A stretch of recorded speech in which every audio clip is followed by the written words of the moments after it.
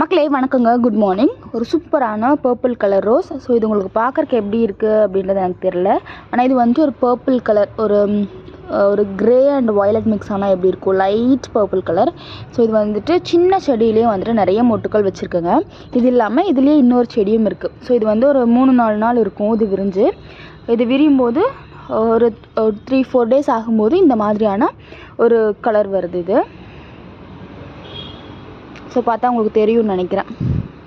என் அழகான ஒயிட் ரோஸும் கூட சூப்பரான பூக்கள் பூத்துருக்கு. இது வந்து பெரிய கவரில் 5 கிலோ கவரில் வந்திருக்கக்கூடிய ரோஸ். ஸோ இந்த செடியெல்லாம் வந்துட்டு ஒரு செடி இருந்துச்சுனாலே போதும், அவ்வளோ பெருசான பூக்கள் பூக்கும்.